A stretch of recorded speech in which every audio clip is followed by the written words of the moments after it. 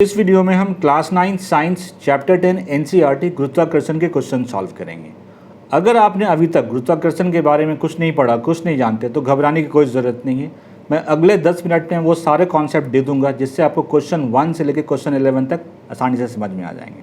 तो चलिए शुरू करते हैं। सबसे पहली बात, ब्रह्मांड में जितनी वस्तुएँ हैं वो सारे एक दूसरे को आकर्षित करती हैं। मान लीजिए एक वस्तु ये है जिसका द्रव्यमान है m1 और ये कोई दूसरी वस्तु है जिसका द्रव्यमान है m2 और इनके जो केंद्र हैं, इनके केंद्र की बीच की दूरी है r। ठीक है, तो मैंने क्या बोला, ब्रह्मांड में जितनी वस्तुएं हैं वो सारे एक दूसरे को आकर्षित करती हैं अपनी ओर। तो ये जो वस्तु है, वस्तु 1 वस्तु 2 को अपनी ओर आकर्षित करेगी और वस्तु 2 इसे अपनी ओर आकर्षित करेगी। ठीक है, और ये जो आकर्षण का बल है ये बिल्कुल बराबर होता है। मतलब ये वस्तु इस पे जितना बल लगा रही है आकर्षण का, उतना ही बल ये वस्तु भी इस पे लगाएगी। इसी को कहते हैं गुरुत्वाकर्षण बल। अब आता है गुरुत्वाकर्षण का नियम। वो नियम क्या होता है? वो नियम कहता है ये जो आकर्षण बल लग रहा है इनके बीच में, ये वस्तु के द्रव्यमान के गुणनफल के समानुपाती होता है। मतलब कि F proportional to m1 m2 समानुपाती होता है और इनके बीच के दूरी के व्युत्क्रमानुपाती होता है। मतलब कि दूरी के वर्ग के व्युत्क्रमानुपाती होता है, मतलब रेसिप्रोकल होता है। अब इन दोनों को अगर आप मिलाएंगे, आप मिलाने का मतलब है सीधा गुना कर दीजिए इसे, तो ये क्या हो जाएगा, F प्रोपोर्शनल m1 m2 गुना करेंगे तो इंटू 1/r²। ठीक है, जब भी समानुपाती का साइन हटता है एक समानुपाती सूचकांक आता है, इसको कहते हैं प्रोपोर्शनैलिटी कांस्टेंट, बराबर G m1 m2 बटे r²। इसी को कहते हैं, ये जो फार्मूला आया है ये दो वस्तुओं के बीच गुरुत्वाकर्षण बल के निकालने के काम आता है। और ये बल है तो मात्रक तो न्यूटन होगा। अब देखते हैं इसका मात्रक क्या होगा।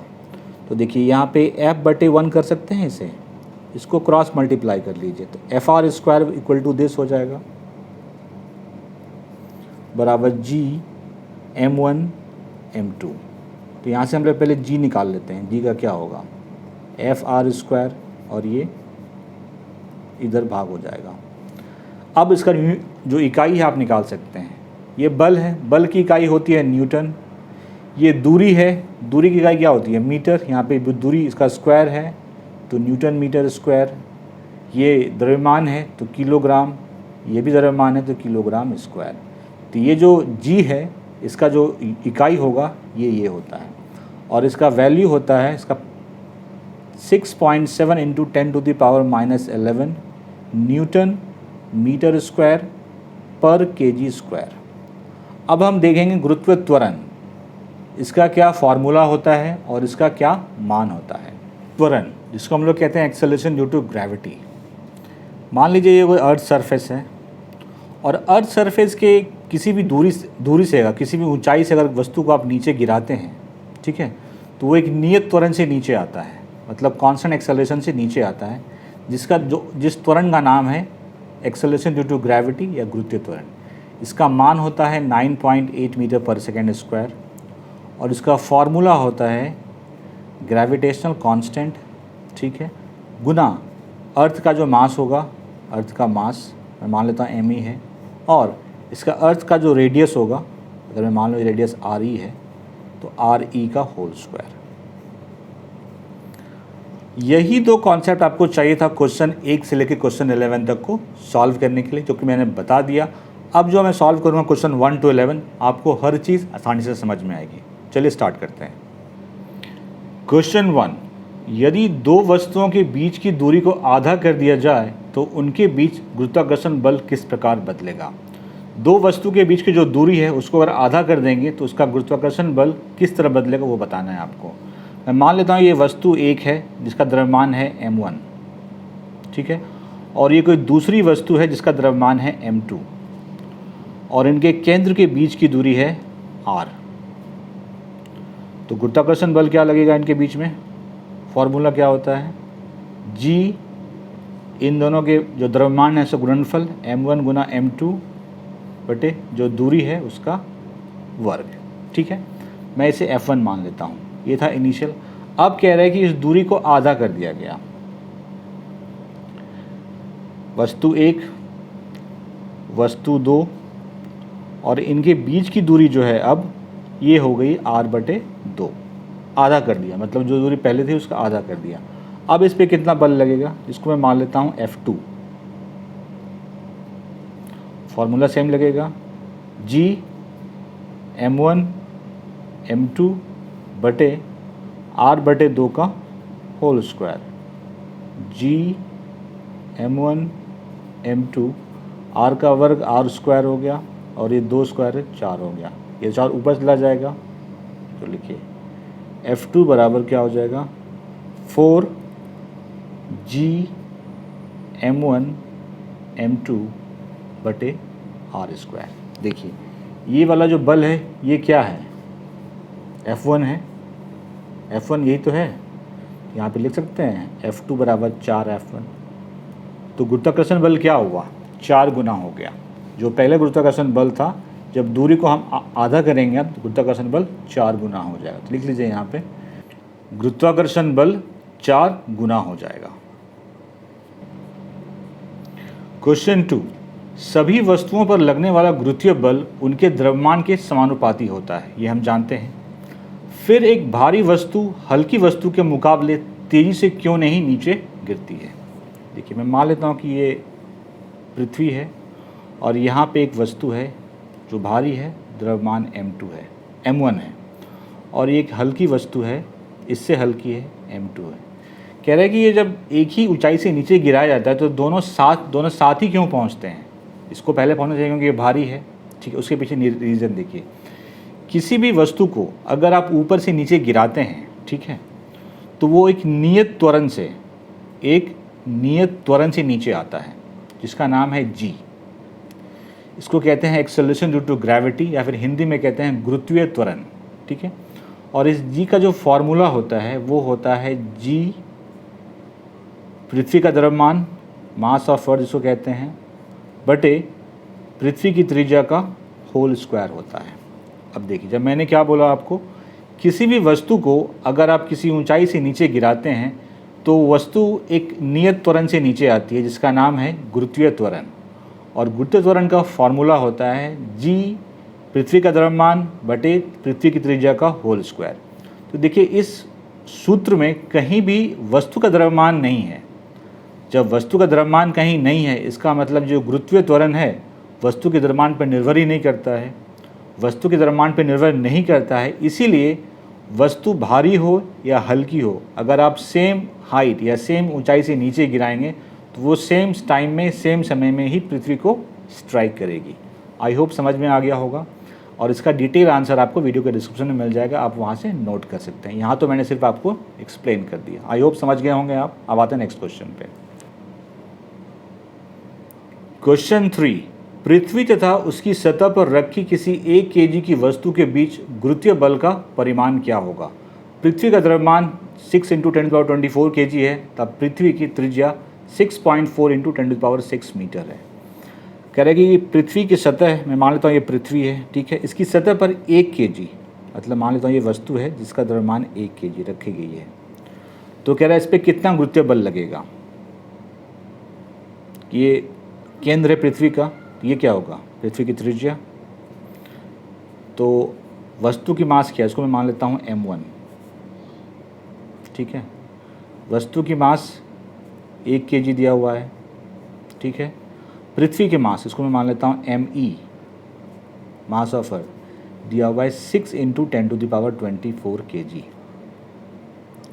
और पृथ्वी की त्रिज्या भी हमें दी हुई है 6.4 × 10⁻6 मीटर। तो ये अर्थ पृथ्वी इस पर कितना गुरुत्वीय बल लगाएगा, लगा लीजिए फॉर्मूला क्या होता है, ग्रेविटेशनल कांस्टेंट।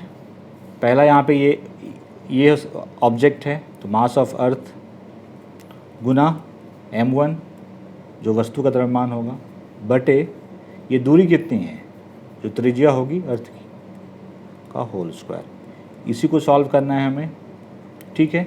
g की वैल्यू हमें इसमें नहीं गिवन है, g की वैल्यू होती है 6.7, मैंने अप्रॉक्स वैल्यू ली है 6.7 × 10⁻11।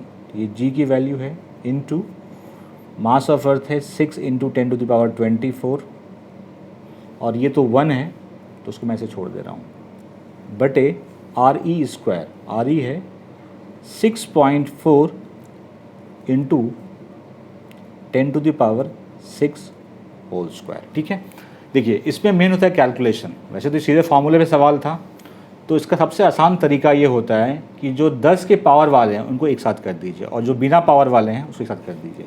तो 6.7 इंटू 6 को एक साथ में कर दे रहा हूँ, तो 6.7 इंटू 6 ये क्या है, 10 पे पावर 24 है और ये 10 पे पावर -11 है। ठीक है, तो ये क्या हो जाएगा 24 - 11, 10 पे पावर 24 - 11। आई होप आपको पता होगा ये कैसे होता है। x to the power m गुना x to the power n, तो x to the power m plus n हो जाता है। अगर बेस सेम होता है तो पावर जुड़ जाते हैं, तो वही मैंने यहाँ पे किया। नीचे आते हैं, 6.4 का स्क्वायर मतलब क्या, 6.4 इंटू 6.4 इंटू 10⁻6 का होल स्क्वायर। ठीक है, पहले आप इसे गुना कीजिए, 6.7 को 6 से, ये आएगा 40.2 इंटू ये 10⁻13 हो गया, तो रहने दीजिए 6.4 इंटू 6.4 ये होगा 40.96 और ये पावर पे पावर है तो क्या होगा, पावर पावर क्या होता है, गुना होता है। ठीक है, इसको 36 मत कर दीजिएगा, पावर पावर गुना होता है, मतलब 6 गुना 2 होगा, मतलब ये 12 होगा। ठीक है, अब इसको हम ऊपर लेते जाएंगे, 40.2 है यहाँ पे, गुना 10 पे पावर 13 है, ये तो ऊपर जाएगा तो माइनस हो जाएगा, 13 - 12 x to the power m बटे x to the power n क्या होता है, x to the power m - n, वही मैंने यहाँ पे लगाया, और ये है 40.96। तो यहाँ पे क्या बचेगा, मैं तोड़ ही देता हूँ, 40.2 इंटू 10 हो गया, ये 10⁻1 बटे 40.96 गुना कीजिए, ये क्या हो जाएगा 402 बटे 40.96 4096। तो ये दशमलव के बाद ये डेसिमल को मैं हटा रहा हूँ यहाँ से और यहाँ पे 100 डाल रहा हूँ।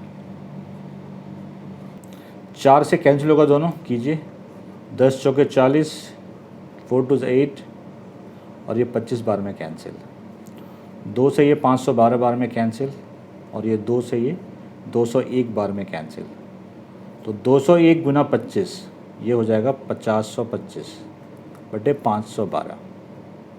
अब ये किसी से कटेगा नहीं, आपको डिवाइड करना पड़ेगा। जब भाग देंगे तो ये आएगा 9.8, तो ये जो बल लगेगा ये होगा 9.8 न्यूटन। यहाँ तक तो डिवाइड कर सकते हैं आप, क्योंकि मैंने यहाँ तक सिंप्लीफाई कर दिया, आपको सिर्फ 5025 को 512 से भाग देना था। आंसर क्या आएगा 9.8 न्यूटन। क्वेश्चन 4, पृथ्वी तथा चंद्रमा एक दूसरे को गुरुत्वीय बल से आकर्षित करते हैं। क्या पृथ्वी जिस बल से चंद्रमा को आकर्षित करती है वह बल उस बल से जिससे चंद्रमा पृथ्वी को आकर्षित करती है बड़ा है या छोटा है या बराबर है, बताइए क्यों। देखिए, पहली चीज़ पहले ये समझिए, मान लीजिए ये कोई वस्तु है जिसका द्रव्यमान ma है, a वस्तु है कोई, और ये कोई दूसरी वस्तु है b जिसका द्रव्यमान है mb, और इनके केंद्र के बीच की दूरी है r। तो देखिए ये केंद्र, इसका केंद्र ये होगा, इसका केंद्र ये होगा। तो गुरुत्वाकर्षण बल जो होता है वो केंद्र को मिलाने वाली रेखा होती है उसकी दिशा में होती है। तो वस्तु A वस्तु B को अपनी ओर आकर्षित कर रही है और वस्तु B वस्तु A को अपनी ओर आकर्षित कर रही है। तो ये जो बल जिस बल से आकर्षित करती है वो दोनों बल बराबर होते हैं। A अगर 100 न्यूटन से अपनी ओर आकर्षित कर रही है तो B भी A को 100 न्यूटन से ही आकर्षित करेगी, मतलब बल जो है वो बराबर होता है। ठीक है, यहाँ पे कहा गया है कि मान लीजिए ये अर्थ है और ये मून है, इनके केंद्र के बीच कुछ दूरी होगी। तो कह रहा है कि पृथ्वी तथा चंद्रमा एक दूसरे को गुरुत्वीय बल से आकर्षित करेंगे, मतलब चंद्रमा पृथ्वी को आकर्षित करेगा और पृथ्वी चंद्रमा को अपनी ओर आकर्षित करेगी। ठीक है, क्या पृथ्वी जिस बल से चंद्रमा को आकर्षित करती है वह बल उस बल से जिससे चंद्रमा पृथ्वी को आकर्षित करती है बड़ा है या छोटा है, बराबर है। मैंने अभी जस्ट आपको बताया कि पृथ्वी जिस बल से चंद्रमा को अपनी ओर आकर्षित करेगी, चंद्रमा भी पृथ्वी को उसी बल से आकर्षित करेगी। तो ये क्या है, बराबर होता है। अब मैं इसका जो आंसर है वो डिस्क्रिप्शन में लिख देता हूँ। आई होप समझ गए होंगे आप। आंसर मैं डिस्क्रिप्शन में डाल देता हूँ।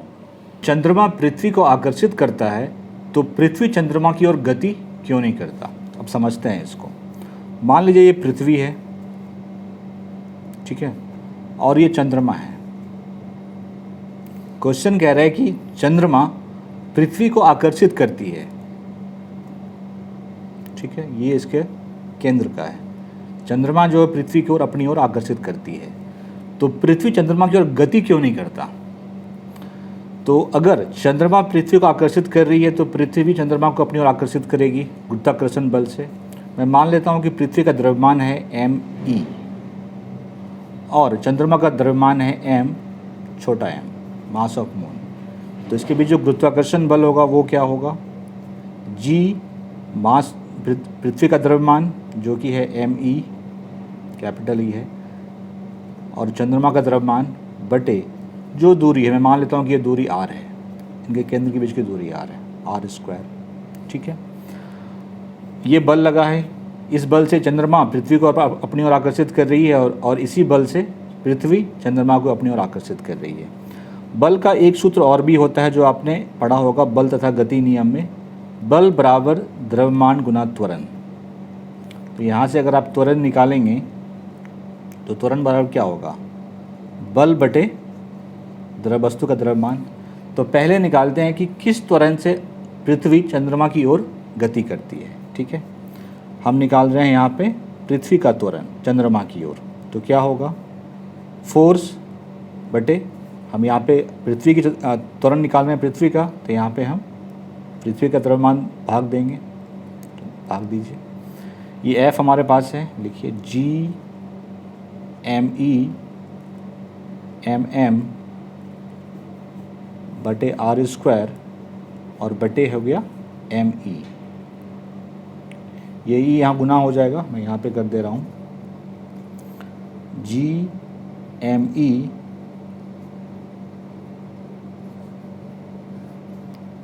r² गुना me। ठीक है, ये और ये कैंसिल हो गया, बचा क्या हमारे पास, G चंद्रमा का द्रव्यमान बटे r²। अब ये हमने निकाला कि पृथ्वी किस त्वरण से चंद्रमा की ओर जा रही है। अब निकालते हैं चंद्रमा किस त्वरण से पृथ्वी की ओर जा रही है।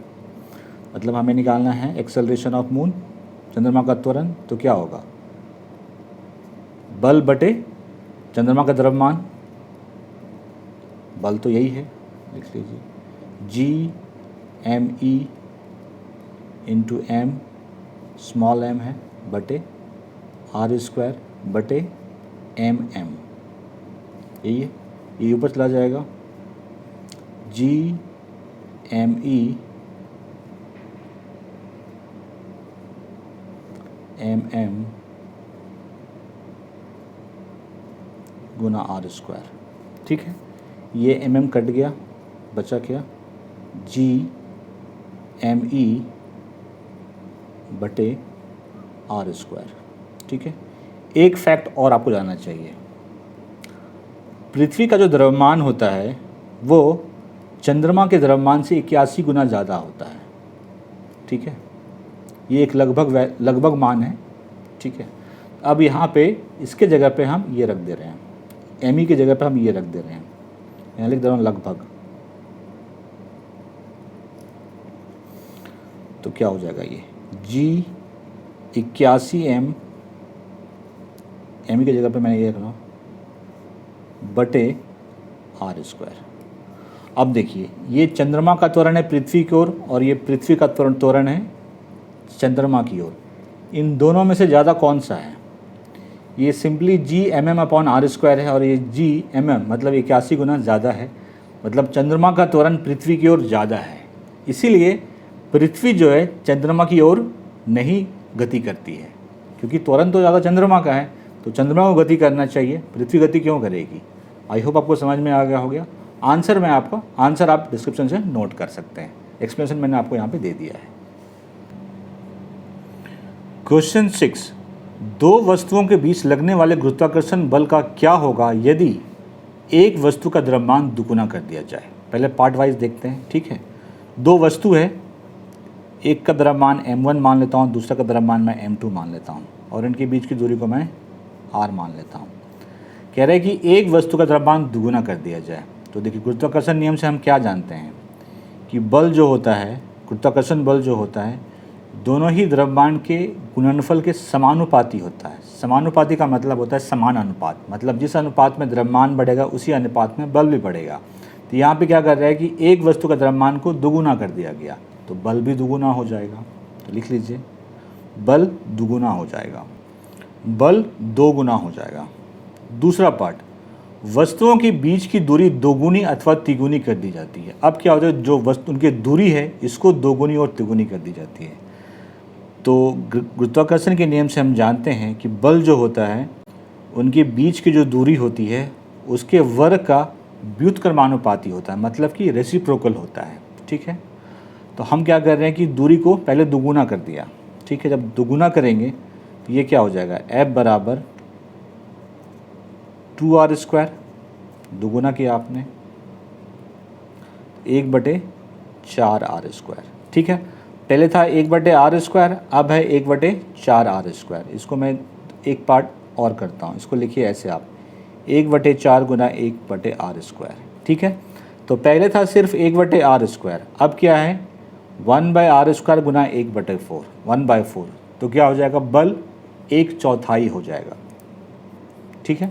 अब हम इसको तिगुना करके देखते हैं, ठीक है। जब तिगुना करेंगे तो ये क्या हो जाएगा, 1/3r², मतलब कि 1/9r²,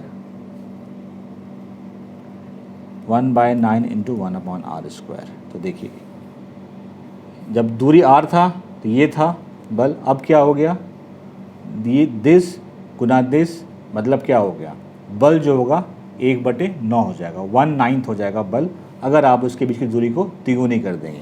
दोगुनी करने पर गुरुत्वाकर्षण बल 1/4 एवं 3 गुनी करने पर 1/9 हो जाएगी। तीसरा पार्ट कह रहा है कि दोनों वस्तु के द्रव्यमान को दोगुने कर दिया जाए, ठीक है। हम जानते हैं गुरुत्वाकर्षण बल क्या होता है, दोनों ही वस्तु के द्रव्यमान के गुणनफल के समानुपाती हो रहा है। अभी कह रहा है कि दोनों का द्रव्यमान दो गुना हो गया, मतलब कि ये भी 2mn, ये भी 2m2, तो क्या हो जाएगा, 2 गुना 2 4, 4m1 m2, तो बल, गुरुत्वाकर्षण बल चौगुना हो जाएगा, देखिए 4 गुना हो जाएगा बल।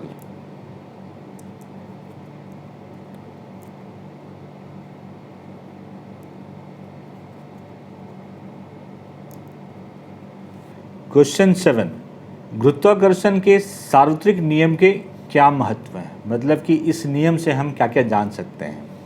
पहला है, गुरुत्वाकर्षण बल के कारण हम पृथ्वी पर बंधे होते हैं, यही वो बल है जो हमें पृथ्वी पर बांध के रखती है। अगर गुरुत्वाकर्षण बल नहीं होगा हम तो उड़ने लगेंगे। सेकंड, इस बल के कारण पृथ्वी के चारों ओर चंद्रमा की गति होती है। चंद्रमा जो पृथ्वी का चक्कर लगाती है तो गुरुत्वाकर्षण बल के वजह से ही होता है, अगर गुरुत्वाकर्षण बल नहीं होगा तो ये नहीं हो पाएगा। थर्ड, इस नियम से हम आकाशीय पिंड जैसे चंद्रमा हैं, सूर्य हैं, उनकी गति और उनके कक्षाओं, उनका जो ऑर्बिट है, जो उनकी दूरी है, वो हम निकाल सकते हैं गुरुत्वाकर्षण के सार्वत्रिक नियम से।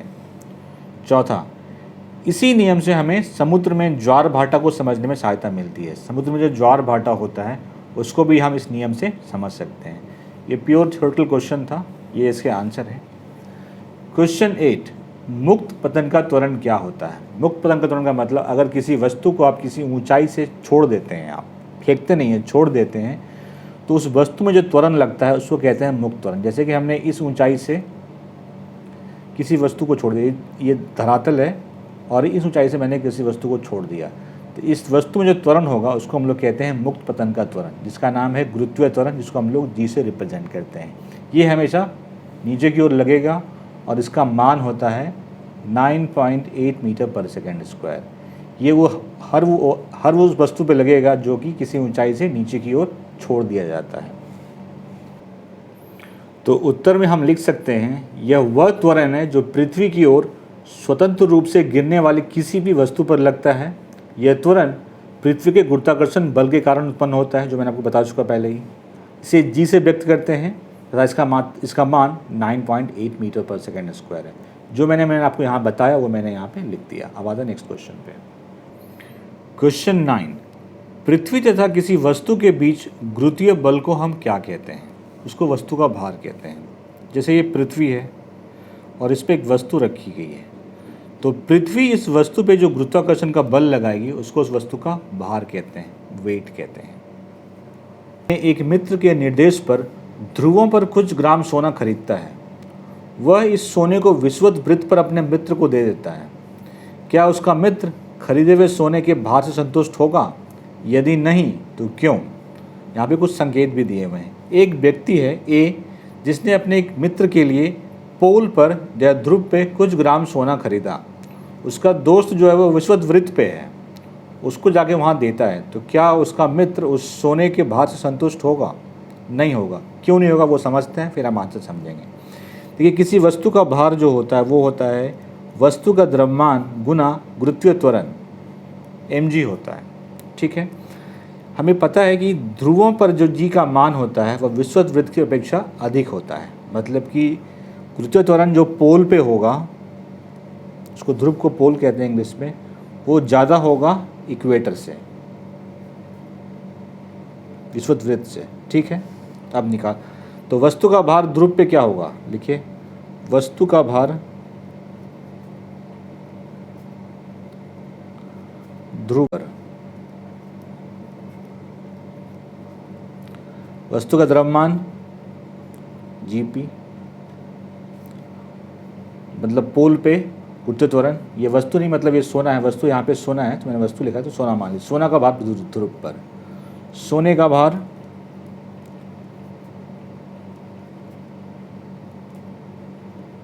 विषुवत वृत्त पर, वृत्त पर क्या होगा? वस्तु का सोने का द्रव्यमान गुना गुरुत्वीय त्वरण जो इक्वेटर पे होगा।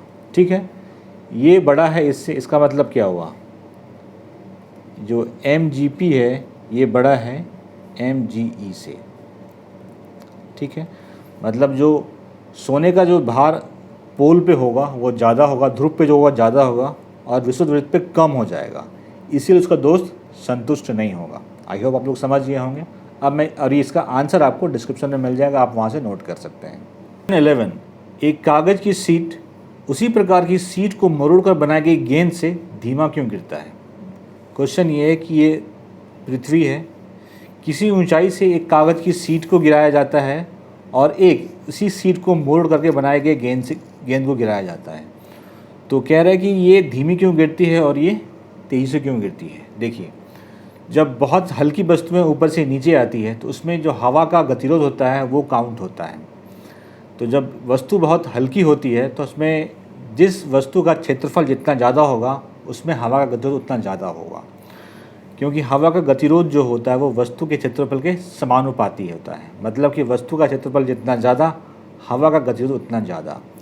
तो ये वाला इसका जो क्षेत्रफल है ये बहुत ज़्यादा है इसकी तुलना में, इसलिए ये धीरे आएगा, क्योंकि इस पे हवा का गतिरोध जो है, एयर रेसिस्टेंस जो है वो बहुत ज़्यादा लगेगा। इसी की वजह से ये धीरे जाएगा और ये तेज़ी से घूरेगा। ठीक है, आंसर आप डिस्क्रिप्शन से नोट कर सकते हैं। ये लास्ट क्वेश्चन था इस वीडियो का।